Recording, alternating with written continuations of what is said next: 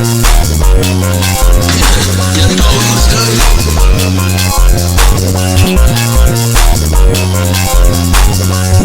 get started.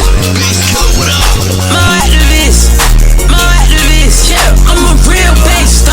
I'ma keep putting this shit in scope. I'm a whole star hard. Yeah, they don't know what the kid. Okay, all my clothes ain't hard. Walk out the crib like a lick. You say you want smoke, get sparked like a switch of bitch. I'm in the silence, falling down, can't go up. Oh man, it's that time of night again, boy. I don't even know what to say at this point. Probably depending on how I feel at this point, I'll probably put in footage of a game I've been playing. I want to start playing Tome, or Tales of Ma in Jail. I think that's how you pronounce it. Every time I actually look at the gameplay, I'm a little, taken aback, because it's been a minute since I've actually gotten down and dirty with something that looked, even, like, Tome is not even a dated-looking game. Like, compared to other roguelikes that are just, like, text-based, or, like, they're MUDs or some shit, it's not even that bad. But, like, it's still, every time I look at it, I'm like, damn, this is... fuck. Like, fuck. Supposedly, it's, like, the most replayable game on the planet, but, yeah. I need to get into it first before I can even make the judgment call on that. So. But that's not what I really wanted to talk about. So, I got the Hangman up. I'm probably going to post the video where I do the whole explanation and the depressing shit about like why it's the Hangman now for January. But eventually, I will have moved. I would say, well, today's the 9th, right? Because it's like 3 a.m. in the morning when I write this, or when I'm recording this. I will be back in my apartment probably on either the 10th or the 11th. Shouldn't be that much of a shift and stuff, like, especially since I started recording a lot of my videos while I was still in school, but that was basically while I was home with the fucked up ankle. And now I have the confirmation, basically, that I'm good to go back to school and get on my, like, I can scooter and all that shit, do all the stuff and go to campus and all that, so it's gonna be a little bit of a change, but I do wanna, the first thing I wanna do is I wanna remake the Sims 4, legit DLC unlocker tutorial. I don't know if I'm gonna do, if I do that, it's probably gonna be ways away from now. I would either have to do it, like, literally tomorrow, or basically, like, either today, tomorrow, or, like, while I still have this computer. Because what I'm going to be doing is while I'm working at school, I'm going to be saving up to basically buy a computer that's about of the same strength for my apartment as this one. Because my laptop really doesn't cut it. It's a gaming laptop, but what I've learned over the years is just, gaming laptops all fucking suck. They're not good. They suck at most everything that they are designed to do. In terms of portability, most of them are bulky as fuck. And the most expensive ones are, yeah, they might be the size of like a MacBook, but they run extremely hot because it's condensing all that fucking, those bulkier, like a dedicated graphics card and all that other shit that's in the computer. Like, you're smushing it in, which makes it run much hotter. Like, my old laptop, I wouldn't have hesitated to start doing stuff on that one because it had 6 gigabytes of... It basically had a 3060 in it with like 6 gigabytes of VRAM. But I've learned as of right now that I think 6 gigabytes of VRAM might not be cutting it for most semi-modern game. Even stuff that like, came out like maybe 4-ish years ago. I think 6 is a little low, right? Like, because most people...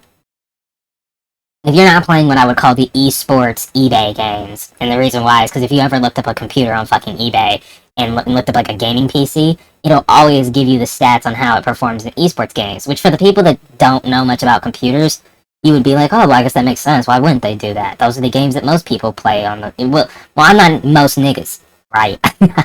I'm not trying to play just fucking Fortnite and GTA and all this other, these fucking, what I call gun and ball games.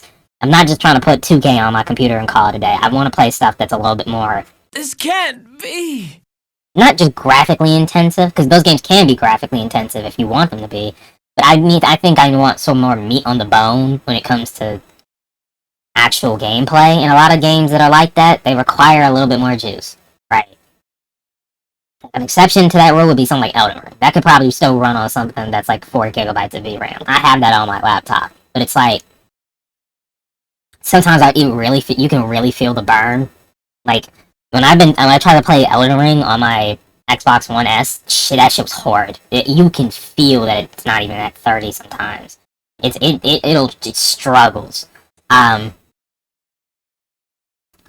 Mainly because you can kind of tell it was designed to be played on the Series S and X, not the One.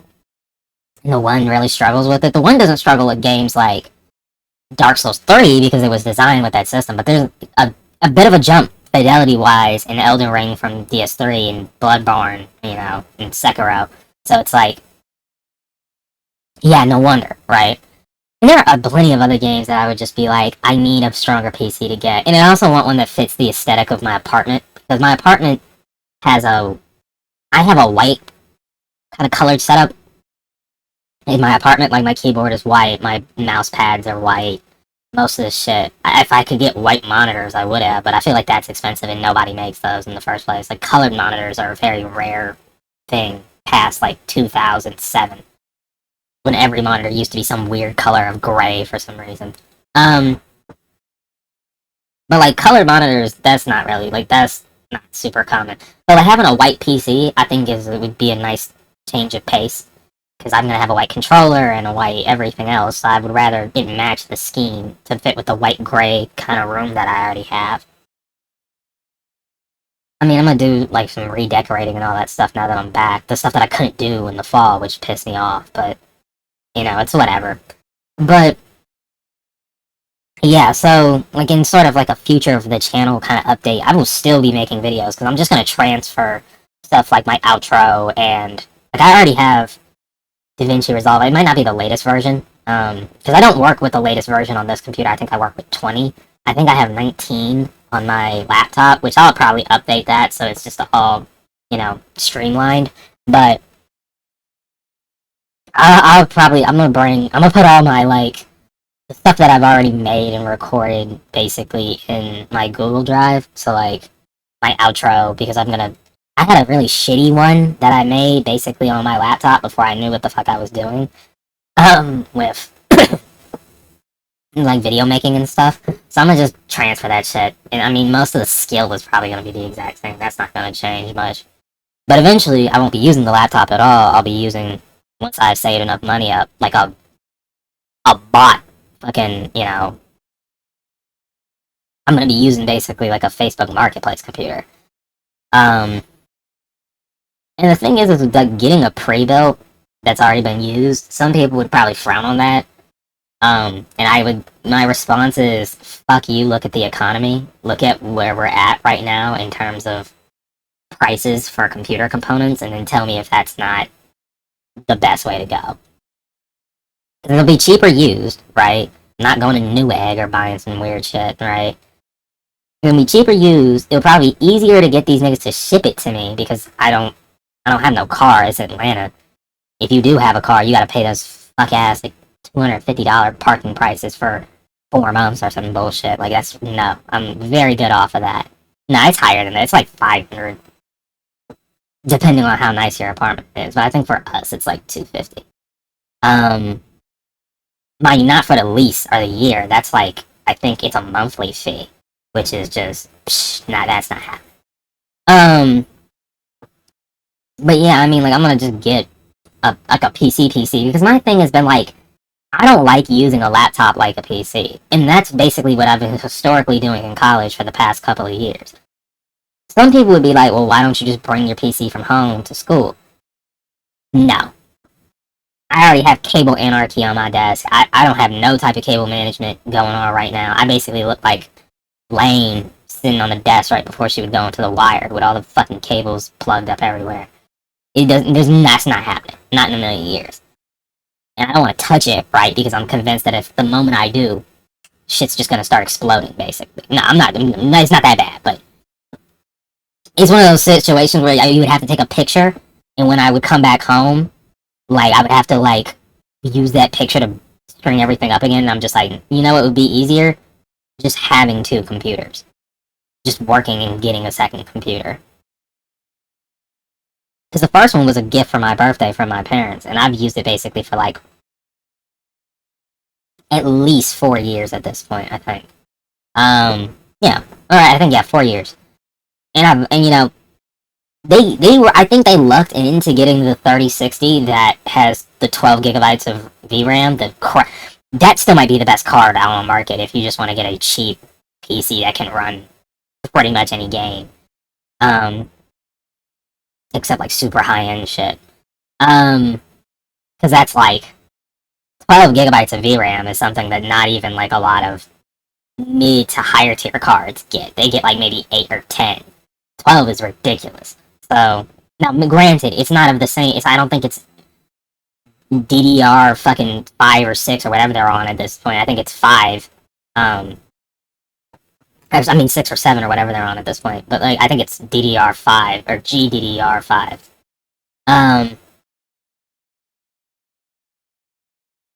But otherwise, like, nothing really should change. I think content-wise, it's gonna be,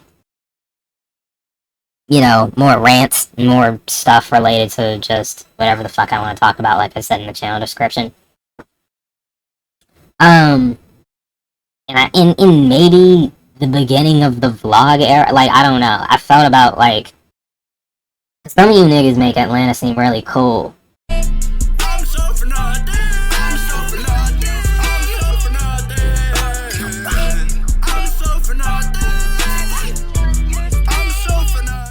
And I want to dispel this myth because I want less and less people to be in this fucking city. I'm tired of this shit.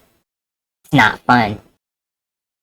Y'all rise all the fucking rent prices basically everywhere, from downtown to midtown. I mean, I'm not talking to you Buckhead niggas. I don't fuck with none of them in the first place, but like, you Sandy Springs ass niggas, this is not addressed towards you. You can, you know, High School Musical, man, stay in that lane. It's not toward them. That'd be where all the rich white people be. But, no, I'm talking strictly like midtown, which is like nicer than downtown, but not by a large enough margin to, like, to the point where everyone wants to start moving to fucking Piedmont Park and shit. Like, some of you niggas gotta go. Like, you Atlantic Station motherfuckers, like, we need to start doing some, we need to cull some niggas out, cause there's too many people in this bitch. But, I mean, the other parts of it is I kind of want to just record shit related to, like, school and stuff. I don't know, because it seems fun. I'm not gonna be one of those. I don't know if I'll ever be one of them IRL, like, day in the life, get ready with me. Like, I'm not being the one nigga who do the the putting, he put on the fits with the get ready with me, saying he's just like, let go. Like, he just be putting on shit, and I'm like, bro, calm down. Get ready me? Let's go. I got the pants. Let's go. I got the shoes. Let's go. I got these from. Let's go. I got the cologne. Let's go. At ease, you doing too much right now. And the pibby. Let me not say that because I don't want to sound crazy, but like sometimes it's. But let me think, bro. What I wanted to talk about today, particularly because I've been focused a lot more on, you know, the yap, the art of the rant, is specifically this idea that I've been thinking about for a while. When in regards to how there are certain types of games that I think are inherently designed to basically embody / envelop normal people in this idea called the spectacle, right? And what is the spectacle? Well, back in the 60s and 70s in France, there were these group of basically political scientists, dissidents, authors, theorists, philosophers, that got together during a bunch of riots in I want to say it was 1968, in May of 1968 in France, that were called the Situationists International. And the Situationist International was basically a group of these anti-consumer, I don't know, ideologues? Like, basically a group of people who, I guess dissident would probably be the best word, very heavily anti-government, that bonded together in this idea of being in this situation, right? And that's a political concept I'm probably going to have to cover eventually some other time, but it's a very large one, so I don't want to get into the whole of what the situationist ideology is, basically. But it might become apparent as I talk about the spectacle as the idea. I don't remember the full name of the dude who came up with the idea. It's Guy something French. Actually, you know what? Fuck it. Let's see if I can look this up. Let's go. Yes. We've got Guy Debord. I'm surprised I could not think of that. And Guy Debord wrote this book in 1967 that was called The Society of the Spectacle. And the general idea of what the spectacle is basically, in a market economy that has evolved into a state of independence outside of the responsibility that is normally supposed to be associated, the security measures that are supposed to be associated with the checks and balances that are supposed to be a part of a stable market economy, right? When it has ascended past that level, everything that then happens within that market economy as a part of the government, any techniques that are used to basically keep people from realizing that they are now within what I would basically call late stage capitalism, is the spectacle, right? The idea is that, like the name kind of suggests, the spectacle is a distraction. It is the total conglomeration of mass media that is supposed to draw away the proletariat's attention away from the fact that they are currently being commodified and alienated from each other, so that the bourgeois can sort of keep them and their labor force still pushed down materially. Because now the thing is when the issue has historically always been in capitalist systems is that at a certain point they will reach a event horizon, this point of no return, where a person will basically begin to realize, as a part of the system, that they are being basically used and, as Karl Marx says, fetishized, right? The fetishism of commodities and commodified labor into these sort of like kind of boxes that keep them kind of alienated from the rest of the proletariat that is becoming mobilized to, you know, achieve goals and workers' rights, right? The spectacle uses these commodities to distract and manipulate workers instead of it being the other way around. Because the whole point is that workers and consumers normally have to make commodities, and the value that we give commodities is inherent to the amount of labor that we use to make them, right? Like, a person, like, the whole point is that, like, a commodity like a tablet represents a fairly high value for the majority of the world. It's a fairly high value object because there was a lot of labor, intensive labor, from just the materials to the actual manufacturing of the tablet that went into its creation. Thus, to us, it is a high value object. But the issue is that that valuation becomes sort of mangled in the spectacle, especially in societies where the spectacle is basically now the entirety of the mass media, its manifestation in all aspects of regular life, and when the government uses mass media as a tool, right? And so stuff like a tablet, who we should be like, I'm staring at this Kindle right now, this thing is inherently a very high value object. I am surrounded currently by multiple high value objects. that because of the spectacle, and I'm not immune to this, and basically nobody that lives in late stage capitalism, especially in Western countries, are immune to this, you start to forget the actual value and worth of commodities. Or you inflate them to such a high degree that it becomes a fetishization, right? Consumerism, in a sense. And my thesis here, basically, is that I believe there are certain types of video games that are much more oriented toward driving people into believing the spectacle as opposed to others, right? Some may argue because video games represent a form of mass media that the entirety of it is a tool of the spectacle and the society of the spectacle. I would argue instead that there are plenty of games as art that work basically against it. And a big part of the spectacle as an idea is that there's basically like three kinds of it. It's concentrated spectacle, where the bureaucracy that governs people uses this form of the spectacle. Basically, like, every aspect of life is supposed to be identified with a bureaucratic class, and it's meant to be sort of commodified by them. So, like, stuff like a phone. An iPhone is, in my opinion, a great example of a concentrated spectacle, because it's like, the idea of what the iPhone represents compared to an Android phone is identifiable with a richer class of people, with a bureaucracy. People that have iPhones tend to be on a, much higher tax bracket generally than people that have, like, a regular old, not even like a name brand Android phone, but like something like a fucking Huawei.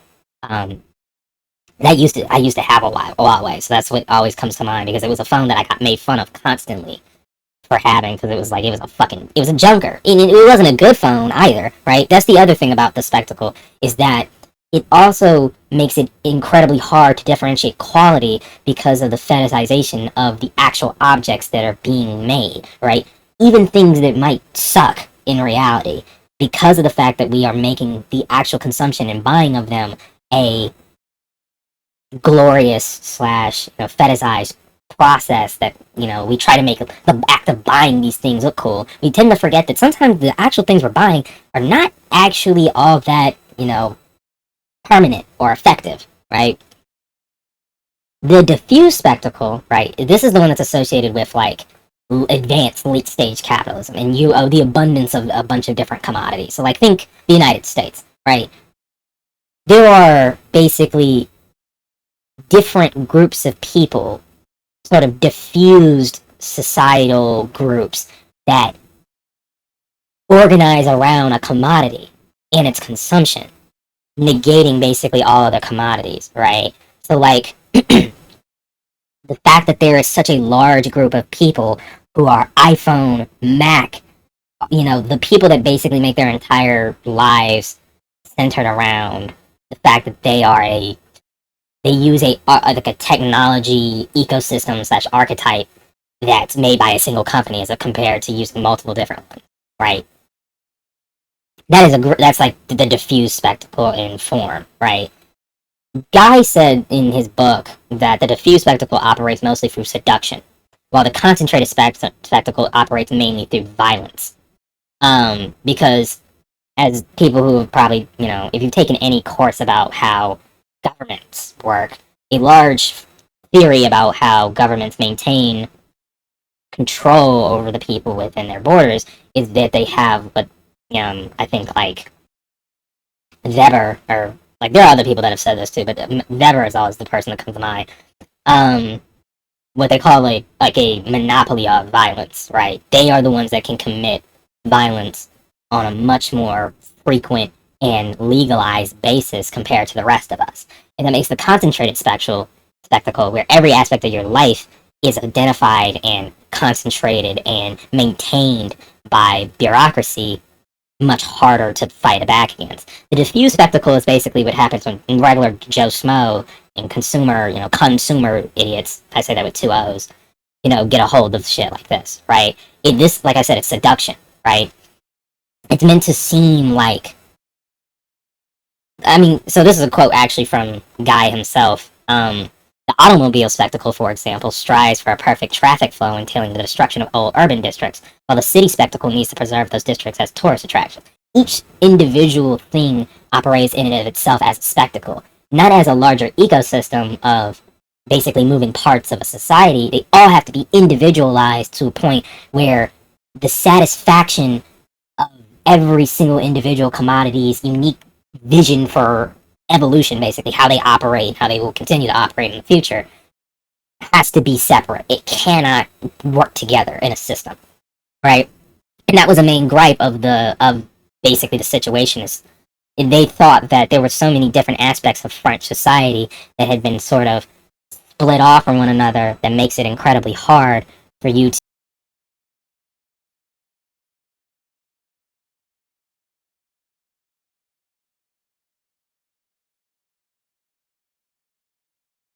right? It integrates the seduction aspects of diffuse spectacle, but also with the threats of violence and like police, like brutality, basically, that comes from concentrated spectacles.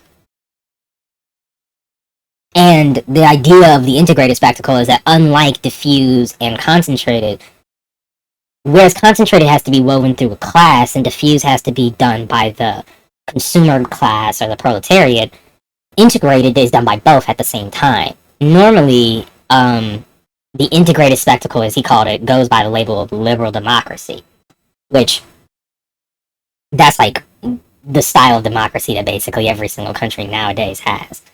And it operates as the third aspect, so not just seduction, not just violence, but there's secrecy. This sort of like everyone has to have credentials to speak on a thing. Everyone has to have specialists or experts dictate morality or opinions about the spectacle itself. And you can never have somebody at the bottom dictate what happens at the top, because it just would break down the whole system. And so with those three things defined, I argue that there are some forms of this magical thing we call video games that fits into basically all three types. And specifically, the ones that come to mind are what I have sort of kind of labeled in my head and slash kind of try to work out this theory around forever games, right? Now, what the hell is a forever game? Now, a forever game is basically a game. Normally, it's live service. It doesn't have to be, but for the sake of, like, argument, it'll probably be a live service game that the developers believe in maintaining can never be replaced, and thus does not have to ever be confined into one particular label of game, right? They're not easily defined, but they have basically an indefinite lifespan that does not ever end, right?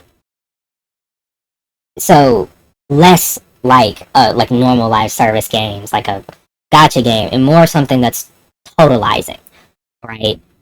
For example, Fortnite, right? That's one of the biggest examples.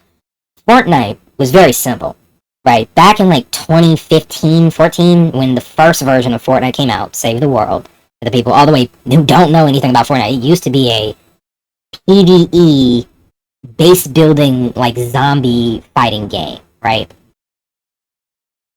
The night part of the Fortnite actually was representative of the fact that the zombies or the husks would only come out in nighttime, right? And you would build up your bases and complete all these missions during the day, and you would, go from place to place. I don't even know if Save the World still exists. I actually thought about, like, playing it just to see if it still even is a thing, but it operates on a completely different basis as the Fortnite Battle Royale, which I'll get into in a second.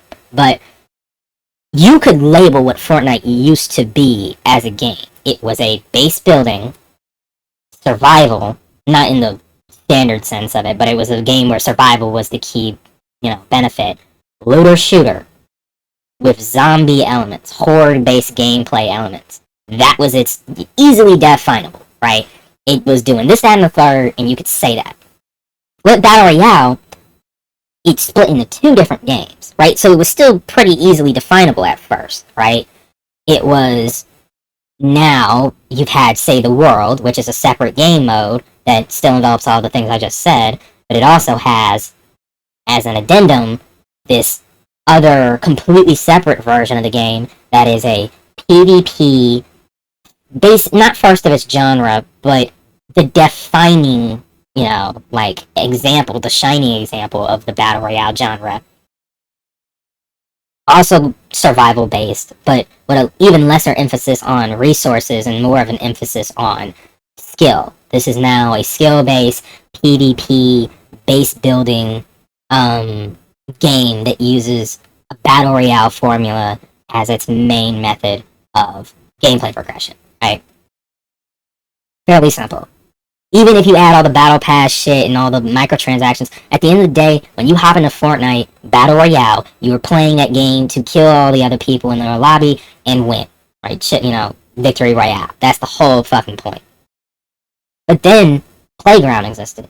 Again, for the people who have not played Fortnite, wasn't a day one like basically anybody who grew up in like the late 2010s and fucking 2020s. Playground became a thing. Now, Playground is actually the predecessor to what would then become creative mode. But you can start to see the issue here. Playground exists in Fortnite Battle Royale. It's not a part of Save the World, but it is a completely different type of game mode compared to Battle Royale and Save the World. It's a game mode where you have to create actual buildings and structures and gameplay modes to play against with other people. Right, and most of them are still based around PvP as the main aspect, but there are other Playground games that are starting to be a little, out there. They're starting to either incorporate aspects of that PvE stuff that we lost with the splitting of Fortnite Battle Royale and Save the World. They're getting reintroduced, or they're getting introduced in different ways. Now there are people that are making shit like obstacle courses that have absolutely nothing to do with PvP or PvE. These are purely platforming sections. It becomes murkier and murkier. It's becoming less and less defined again as it goes on. And then it keeps getting worse. Creative mode comes out. There are now more tools to operate with, right? Then, after creative mode, they start doing all these weird limited time events and additional stuff like Ballistic. I don't know, there are a bunch of other ones, but Ballistic's the first one to come to mind because Ballistic is not a battle royale, but it's still a PvP-centered game mode, but now it's tactical-based. Now it operates more akin to fucking CSGO or Valorant, where it is first person, you're using all of your guns basically, like, it's basically high lethality, it's a very low time to kill, maps are not able to be edited or built around, you have to learn them. It now shifts again, right? It shifts again with Lego Fortnite. Now there's this weird, survival PvPvE, separate game mode that doesn't even have the same type of building system that regular Fortnite or Battle Royale had. And it's not inherently tactical anymore like Ballistic was. It's got this entirely different thing going on where it's more like a Valheim survival game, like Minecraft or something. But the emphasis on the survival aspect is much higher now. And then, even on top of that, you've got shit like fucking, what's it called? The stage shit. The live, performance. People go up on stage and do, basically, now they're adding social aspects to a game that has been strictly competitive in some way for the large part of its existence, right? Even in the earliest version of Fortnite, you were playing as players against something, right? There was always an enemy. But now with the addition of, stuff like the dance floor and all that other stuff, it's now they're adding pure social aspects to Fortnite. Then they added stuff like even fucking, the limited time game mode with the mic on, with the VoIP aspect. And that added a different layer of, okay, now it's Battle Royale, but now you've got this whole thing where there are people constantly speaking to you and talking as you fight. And now it's become this thing of people don't want to fight each other, or they do want to fight each other, like it's Arc Raiders, and, it's a little bit more of a different vibe than the original Battle Royale formula. And now what do you call Fortnite? What is Fortnite as a game? It's not just a Battle Royale anymore. It wasn't even a Battle Royale to begin with. It's no longer just a survival PvE horde-based shooter with building aspects. It can be a lot of other fucking things. It can be where a person does beat making. It can be a place where people date on some weird shit. It is a forever game now. Epic Games turned what, again, was a very concentrated and localized kind of ecosystem into what basically turned it into a whole goddamn, like, platform. They turned it into a platform. And I think that that's probably a better way to state my theory here, is that games as a platform are oriented toward the spectacle more than any other form of game. Because platforms make up what the mass media is in general, right? TV platforms, news platforms, radio platforms, streaming platforms. Mass media now has been co-opted by this idea that every single thing that is being consumed by people has to be done on a platform, right? Even there are platforms that are designed specifically just oriented toward the actual buying of games. We call those digital distribution services, like Steam, the EA app, or I think it used to be called Origin, fucking Epic Games Store, GOG, right? There's a bunch of these. And, in all honesty, there are pluses to consumers where they get this large database of things that they basically can look for. It's all centralized. It's all, easy to access. It doesn't have a lot of hoops to jump through, and it's also easy to teach others, right? But then there's the additional issue of the fact that because of its centralization, it makes it incredibly hard when that central platform goes down to access a lot of that media. When Steam got fucked basically during Christmas Eve, it was a massive deal because the issue is this is basically the time where a bunch of people are either about to start buying a lot of games or playing a lot of games from your platform. Because these are people buying shit for Christmas and giving people gifts or playing the gifts that they got from other people. And they got fucked. But it wasn't just the whole, the store was fucked. People were reporting problems of playing games on Steam, right? Centralization is a common aspect of the spectacle. It's a common aspect of fetishization of commodities in general, is the centralization of those commodities make it easier to actuate and alienate consumers from understanding what about those commodities they actually enjoy or want to consume, right? If you don't have a central group of people controlling that, it becomes a lot easier for people to understand that they are being taken advantage of with a centralized system. That's not even going into the stuff like digital distribution services usage of digital rights management software, like DRMs, like Suck You Fucking ROM for the old heads in the audience, or more recently, Denuvo, right? And it doesn't work, right? A lot of times it's just a bloat that consumers have to deal with and not producers, because the thing is that producers just go, you know what, fuck it, our game is coming out, let's just put Denuvo on it, call it a done deal. More often than not, that game is still going to get cracked anyway. It's still going to get pirated, basically, fairly quickly by somebody who's dedicated enough to just get through it and work, reverse engineer it and work backwards, right? But even then, once that happens, or it gets removed, then the issue of Denuvo as a security risk comes into play. Denuvo has been famous for the fact that it's been a large security risk on people's computers for years at this point. So, and again, that comes from the fact that this is a centralized service. People use all sorts of stuff with the Steamworks API as a matter of the fact that you cannot access most of your games on Steam without being online. And even when you're on offline, it's impossible to run these games without at least launching Steam, right? That's the issue. That's why GOG is such a much better platform, because yes, it is also centralized, but its centralization ends when the end user actually needs to consume something. Once I download a game off of GOG, that game is mine, permanently.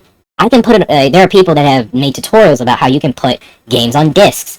You can put games on flash drives. You can put games as entire ISO files that can just be launched off of your computer, instead of having to do what Steam does, which is you have to boot up Steam to play any of your fucking games, right?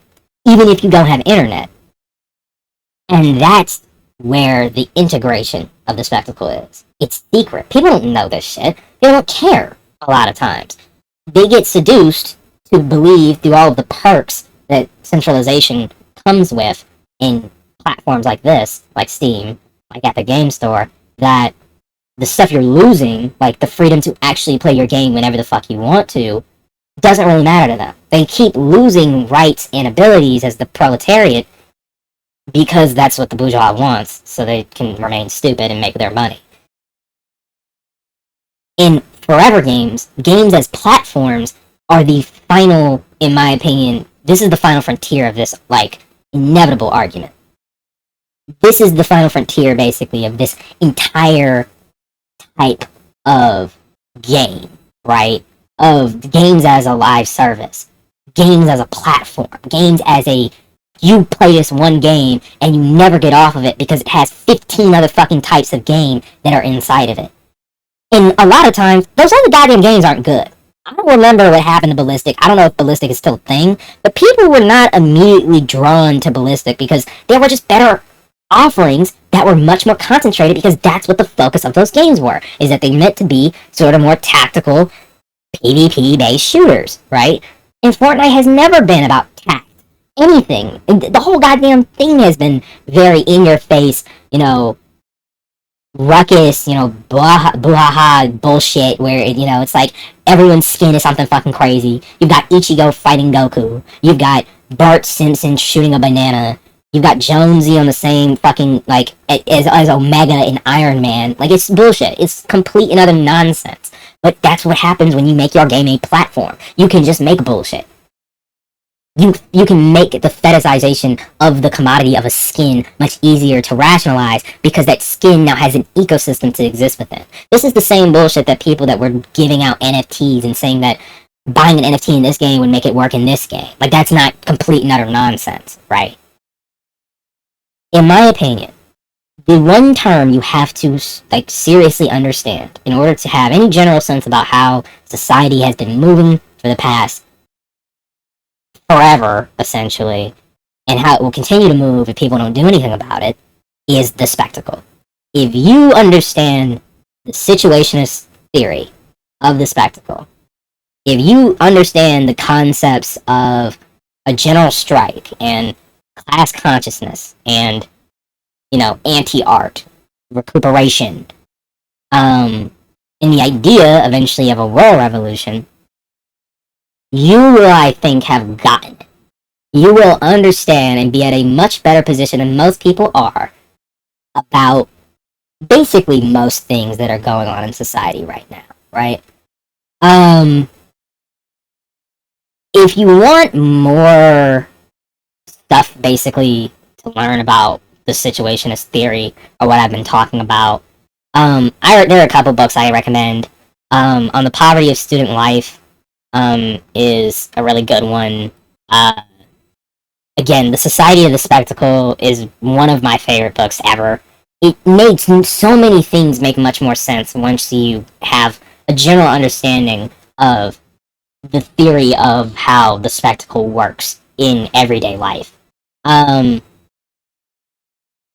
Dialectics Break Bricks? I think that's Renee Vinet. That's a film. I think it's a little bit more. It's a kung fu film. I would highly recommend it. It was a very odd watch. I remember liking it a lot. The Revolution of Everyday Life. I think that's Rahul Vainheim. I don't remember how you say his last name. Cocoon. That's another, like, in my opinion, pretty big one. Cocoon is not nearly as easy to find. I think maybe I don't know if it's necessarily all up on the internet. I know the first one is up basically entirely as a audiobook. You can look at it on YouTube, but you gotta do a little bit more digging if you want to get the actual PDF files. But there's also a film version of the Society of the Spectacle if you want to, like, do that instead. It's 88 minutes long, and it's also in French, so you'll probably need, like, a dubbed version, which I believe exists, but I've never watched it, so make of that what you will. If you want more fictional stuff that's anti-consumer or situationist, I would recommend, stuff like Steal This Book. That's a big one. I know there's a lot of people that probably have known that. That's A.B. Hoffman. There's One Dimensional Man. I really like One Dimensional Man as a philosophy book. And it offers a really good critique, in my opinion, of both the capitalist society that we've had in the West for a long time, but also of communist society as it existed in the Soviet Union back in the 60s, right? Like, it's not just, Herbert Marcuse was actually fairly good at giving a dichotomy of ideas about how both are negative, because in both ways, the Soviet Union was very bad because it was societally repressive in a very overt way, and the Western Bloc, the capitalist society that we all exist in, is also extremely oppressive, as he argues, but in a much more subtle and secretive way. Again, playing into the three aspects of the spectacle integrated. If you have an integrated or diffused one, it's probably going to be hidden through layers of intelligentsia and all this other stuff. Layers of false needs or advertising. And then really, if you're looking for fiction, honestly, I would read Fight Club. That's actually a really good one. I know there's a lot of people that are probably going to hear me saying Fight Club and not realize why if you've just watched the film. Because the film doesn't do a lot in terms of kind of it does have a commentary about the sort of society that Tyler is in, but it's not it's not what I would call a fucking. It's not like the book. The book is much more overt in its commentary about how advertising and consumerism are inherently negative for a person's mental health, right? And there are some others. I would say A Brave New World, Aldous Huxley.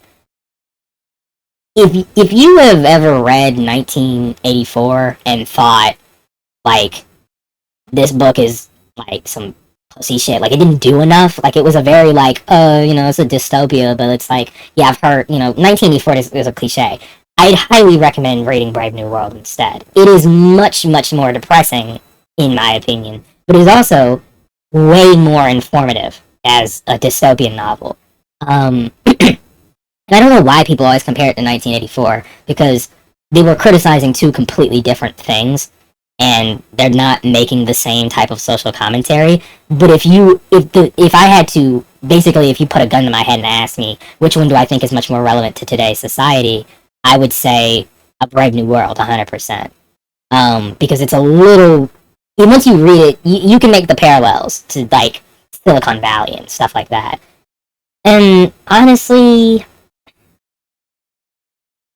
yeah, I think maybe, God, I don't know.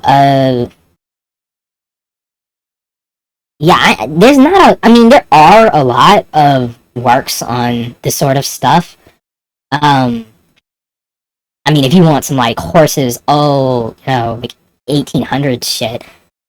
Henry David Thoreau is a very famous, him and Ralph Waldo Emerson both wrote books, from the transcendentalist perspective, which is also where a lot of situationalist beliefs kind of come from. And I would say that Walden, which was Henry David Thoreau's, I think, big book. That and Civil Disobedience, which is a fantastic read. Both are pretty, I would say, some of the earliest anti-consumerism books that have existed for a while. But, yeah, I think, honestly, just be aware. Awareness does a lot for you as a person. Conceptually, if you become aware of these things, if you become aware of stuff like how globalism is not all that great for countries in the global south compared to us, or, you understand what parts of the media feels the most spectacle-y, right? The most bullshit, I can tell this is a distraction, but what is it distracting you from? It becomes a lot easier to start developing a conscious about these types of things. And we call that class consciousness. But honestly, I think that's a completely different, talk for a different day. I've been yapping for almost like an hour at this point about this subject. And one last thing, you will have to be a consumer. The thing is that I know I've said all of this as if it's like the spectacle is something that you can avoid, but the issue is that because of how the spectacle works in its integration into mass media, into government, into even aspects of society that don't inherently have any type of social goals, but just social drive, right? You will inherently interact with the spectacle and with having to consume aspects of it at points in your life, because it is integrated into how we as a society, at least in the United States, work, right? There's no getting around it, not at this point. So you need to just be cognizant of that. And once you are, it makes it a lot easier to identify when you don't have to do it, or when it's not necessary, or when you should fight back against it. I think once people understand that, and they have some idea of stuff like how, for example, celebrity worship is a form of the worst aspects of the spectacle, in my opinion, you will not do that anymore. You will just see people as people, right? Even if they have a modicum of fame, or they are considered generally famous by people, you will begin to have an understanding about talking about these situations and these identities as if they are just human beings. Because they are, at the end of the day, right? The spectacle is what gives them that reverential position. And this applies to things as well. I know people were on niggas' dick for... if somebody says that they liked Expedition 33, I know people were giving them a lot of shit for that, because of the Game Awards and how it basically did a full sweep of every single category that existed. Which, in my opinion, is why the Game Awards is, again, a form of spectacle. It is a platform where somebody product basically gets to go up on stage and receive a bunch of fucking awards for being a good product. But at the end of the day, it's still a product which you have to buy, right? Like, I understand that, but at the end of the day, the thing is that there's just gonna be people who like that game because it's a fucking good game, right? I'm not saying that doesn't make it also a form or a part of this, but that's the issue. Everything is a part of it. Every technique that people use in media, in the government, in general society becomes a part of the spectacle if it becomes, like, distracting enough, really. When it becomes the most superficial version of itself. So, keep that in mind.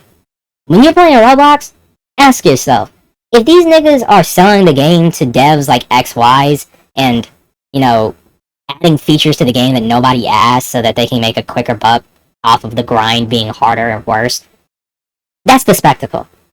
If EA is getting bought out by the fucking Saudis and Jared Kushner, and they decide to make Sims 4 Remastered with all of the DLCs, and then we're gonna add 50 new ones, that's the spectacle. As always, sail the 7 seas responsibly. Fuck EA. Fuck Jared Kushner. Fuck the Saudis. And another new one. It is forbidden to forbid.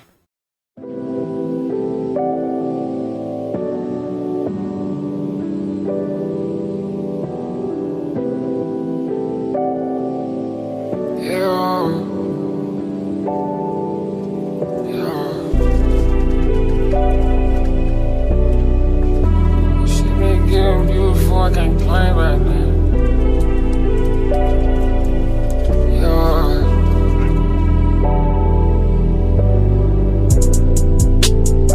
Stand 2 feet on the ground, ain't no more people around. It makes it easier now. I wonder what everyone's seeing me now. State to state, I'm flying around, you get it. I gotta put it in their face, they get it. I can't put it no other way, I'm lit.